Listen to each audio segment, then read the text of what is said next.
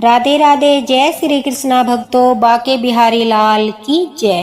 भक्तों, आज की यह सत्य लीला कथा एक ऐसी भक्त की है जो माता यशोदा की तरह ही बाल गोपाल से प्यार करती है।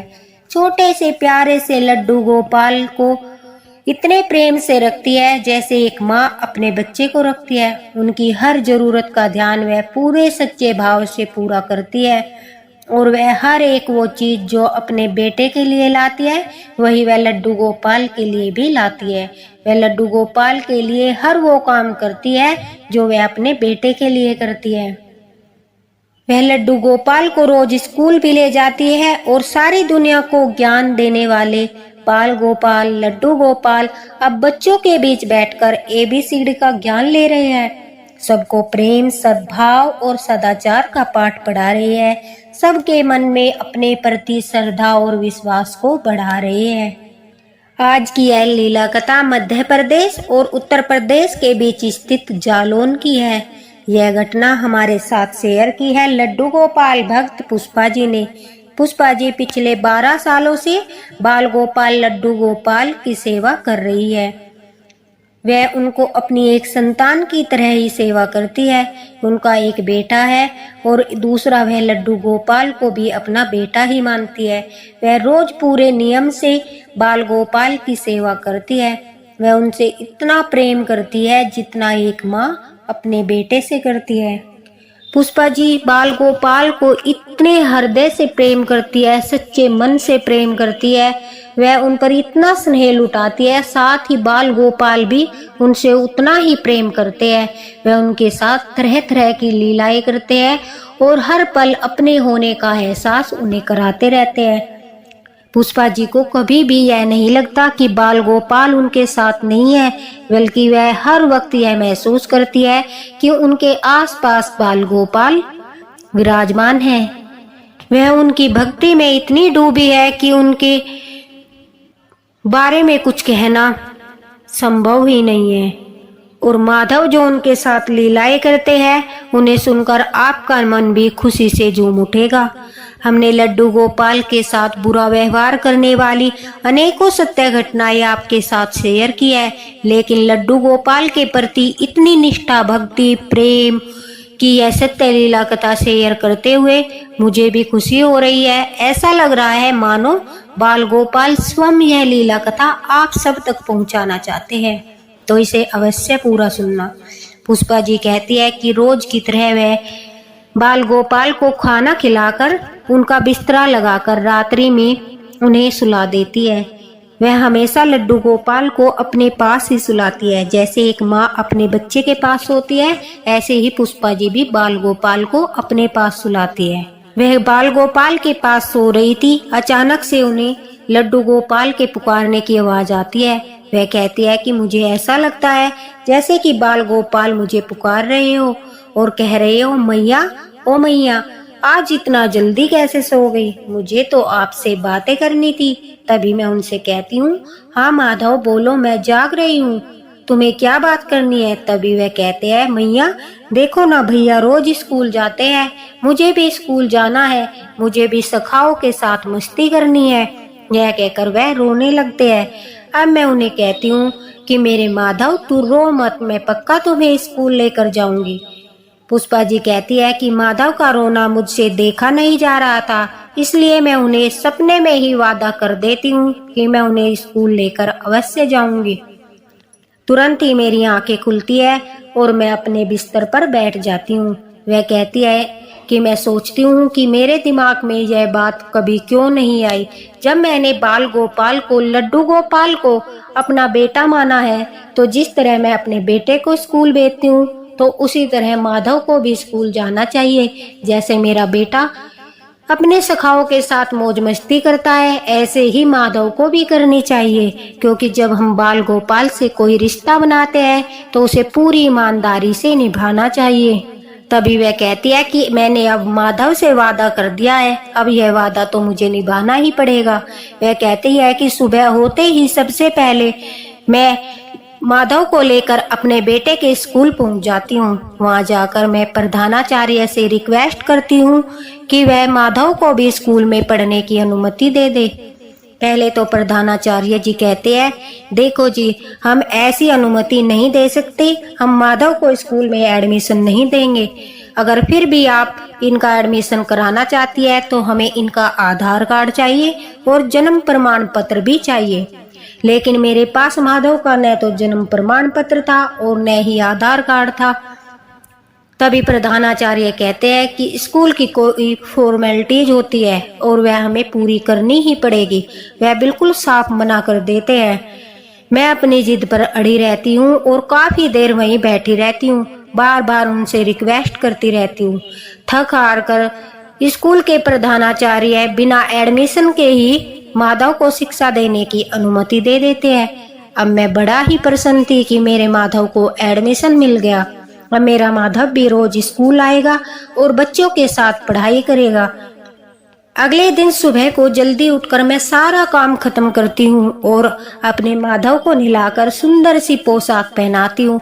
मैं उनके लिए नई बोतल, बैग सब कुछ लेकर आई थी। जल्दी से उनका लंच बॉक्स पैक करती हूँ और अपने बेटे के साथ उन्हें लेकर स्कूल पहुँच जाती हूँ। रास्ते में मुझे काफी लोग मिलते हैं। कुछ लोग इस बात की अवहेलना करते हैं कि देखो यह पागल हो गई, भला कहीं मूर्ति भी पढ़ती है। तो मैं उनसे कह देती हूँ कि हाँ, मैं अपने माधव के प्रेम में पागल हूँ। आप लोगों को कोई परेशानी है? यह सुनकर वह चुप भी हो जाते थे। लेकिन वहीं दूसरी ओर कुछ लोग इस बात की प्रशंसा भी कर रहे थे कि मैंने अपने बेटे में और माधव के बीच में कोई फर्क नहीं किया। जो सुविधाएं मैं अपने बेटे को देती हूँ वही सब मैं माधव के लिए कर रही थी। भक्तों, भले ही आप भगवान में श्रद्धा नहीं रखते, विश्वास नहीं रखते, लेकिन कभी भी किसी की भक्ति का उपहास नहीं करना चाहिए। वह तो सच्चे मन से अपने बाल गोपाल के लिए प्रेम से सब कुछ कर रही थी, जो एक माँ अपने बेटे के लिए करती है। अब पुष्पा जी स्कूल पहुंचती है और वह कहती है कि स्कूल में क्लास में टीचर ने बड़े जोरों शोरों से माधव का स्वागत किया। सभी बच्चे माधव को देखकर बड़े खुश थे। बड़े ही अच्छे तरीके से वे माधव के पास आए और बड़े ही प्यार से माधव से बातें करने लगे। सभी माधव को देखकर बड़े खुश हो रहे थे। कोई माधव का हाथ पकड़ रहा था तो कोई माधव का बैग पकड़ रहा था। सभी बच्चे बड़े खुश थे कि अब माधव भी उनके साथ पढ़ेगा। वहीं मुझे भी माधव के चेहरे पर खुशी झलक रही थी। छुट्टी होने के बाद मैं माधव को और अपने बेटे को लेकर घर आती हूँ। अब रोज की दिनचर्या में माधव का स्कूल जाना, उसे स्कूल से लाना भी शामिल हो गया था। साथ ही वे अपना होमवर्क भी करते थे और मुझे यह अनुभव भी कराते थे कि अब वह बहुत खुश है। पुष्पा जी कहती है, उसी दिन रात को मुझे फिर से सपना आता है। उस दिन रात को माधव पैरों में पायल पहनकर पूरे आंगन में खुशी खुशी झूमते खेलते नजर आते हैं। उस रात वह मुझे रोते हुए दिखाई बिल्कुल भी नहीं देते, तो मैं जान जाती हूँ कि मेरा माधव बड़ा ही खुश है। ऐसे ही समय बीतता गया। अब माधव को 1 साल हो चुका था। माधव का जन्मदिन भी स्कूल में बड़ी धूमधाम से मनाया गया। माधव केजी की क्लास में बच्चों के साथ बैठकर रोज क्लास लेता था। वह कभी भी छुट्टी नहीं करता था। एक दिन माधव ने स्कूल में भी अपनी लीला दिखाई। उसे देखकर सब दंग रह गए। पुष्पा जी कहती है, मेरा बेटा भी केजी की क्लास में ही पढ़ता था। वह माधव के साथ ही क्लासरूम में था। जब लंच का समय हुआ तो क्लास का एक बच्चा रोने लगता है। उसका लंच बॉक्स नहीं मिल रहा था और वह रोए जा रहा था। सभी बच्चों के पास टीचर ने चेक किया, लेकिन लंच बॉक्स कहीं नहीं मिला। तभी उस बच्चे ने टीचर की ओर इशारा करते हुए कहा कि मेरा लंच बॉक्स तो माधव ने छीन लिया है। अब टीचर यह सुनकर हैरान थी कि ऐसा कैसे हो सकता है, भला माधव कैसे किसी का लंच छीन सकता है।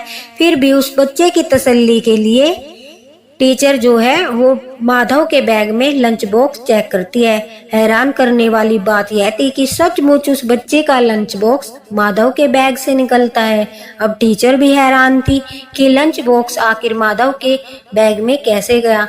जब टीचर ने लंच बॉक्स खोला तो उसमें बेसन के लड्डू थे। तभी टीचर माधव को कहती है, चोरी माखन चोर कन्हैया, तुमने लड्डू चुराए। क्लास के सभी बच्चे हंसने लगते हैं और मेरा बेटा कहता है, कल से मम्मी लंच बॉक्स में माधव को लड्डू देना। फिर से कहीं वह किसी बच्चे के लड्डू न चुरा ले। मुझे बड़ी हैरानी होती है कि ऐसा कैसे हुआ। मैंने टीचर को कॉल लगाया और पूछा। उन्होंने कहा, अरे यह तो लीलाधर है और उनकी शैतानियां कम नहीं है। कभी वह बच्चों की पेंसिल उठा लेते हैं तो कभी उनका लंच बॉक्स गायब कर देते हैं। मैम कहती है कि माधव के बारे में बच्चे काफी बार शिकायत लगाते हैं, वह उनके साथ लीलाएं करते रहते हैं। कभी कोई बच्चा कहता है कि माधव हमें आंखें दिखा रहा है, तो कभी कोई बच्चा कहता है माधव मेरी तरफ मुस्कुरा रहा है। इनकी लीला यही जाने और बच्चे जाने। अब माधव अपने सखाओं के साथ कौन कौन सी लीलाएं करता है यह तो माधव ही जानता है, लेकिन क्लास के सभी बच्चे माधव के साथ पढ़ते हुए बड़े खुश हैं। मैडम ये सारी बातें मुझे बताती है। अब तो वह क्लास में रोज नई नई लीलाएं करते थे और बच्चे भी उनके प्रति जो अनुभव होता था वह सब बताते थे। पुष्पा जी कहती है, उस दिन से रोज मैं माधव के लंच बॉक्स में मक्खन और लड्डू जरूर रखती हूँ। सोचती हूँ कहीं फिर से पता न चले कि माधव ने किसी के लड्डू चुरा लिए, और स्कूल जाते वक्त उसे डांट भी लगाती हूँ। कहती हूँ कि रे माधव, आज किसी का मक्खन या लड्डू मत चुराना। भक्तों कहते हैं ना, अगर आस्था सच्ची हो तो भगवान भी खुद मित्र बनकर, बेटा बनकर हर परिस्थिति में भक्त को बाहर निकाल लाते हैं। भक्तों की आस्था जब हिलोरे लेती है तो अद्भुत नजारे होते हैं। भगवान की भक्ति में डूबे साधक पूरे भाव से अपने आराध्य की सेवा करते हैं। 3 साल से स्कूल जाने वाले लड्डू गोपाल अब फर्स्ट क्लास में है। वह हर रोज स्कूल जाते हैं और सभी सखाओं के साथ पढ़ते हैं और अपना होमवर्क भी पूरा करते हैं। सारी सृष्टि को गीता का ज्ञान देने वाले भगवान श्री कृष्ण अपने भक्तों के साथ बनाया माँ बेटे का रिश्ता पूरी ईमानदारी से निभा रहे हैं। अपने सखाओं के साथ बनाया रिश्ता पूरी ईमानदारी से निभा रहे हैं। पुष्पा जी माता यशोदा की तरह ही लल्ला का ध्यान रखती है, बाल गोपाल का ध्यान रखती है। उनकी भक्ति को मैं नमन करती हूँ और साथ ही उनका धन्यवाद करती हूँ कि इतनी सुंदर मनमोहक सत्य लीला कथा उन्होंने हमारे साथ शेयर की। इसी के साथ भक्तों बोलो राधे राधे। और जैसा रिश्ता पुष्पा जी ने अपने बाल गोपाल के साथ बनाया है, हर एक भक्त बाल गोपाल के साथ ऐसे ही अपना रिश्ता बनाए, क्योंकि बाल गोपाल भी अपने रिश्ते को बड़ी ईमानदारी से निभाते हैं और बड़ी ही श्रद्धा से हम अगर उनकी सेवा करेंगे, उन्हें प्यार करेंगे, दुलार करेंगे, तो बदले में वह भी हमें यही सब देंगे और पूरे प्यार से हमेशा हमारे साथ रहेंगे। इसी के साथ बोलो लड्डू गोपाल की जय। भक्तों, आपको अगर मेरी यह लीला कथा पसंद आई हो तो इसी तरह साथ बनाए रखना और मेरी लीला कथाएं सुनते रहना। बोलो श्री राधे राधे।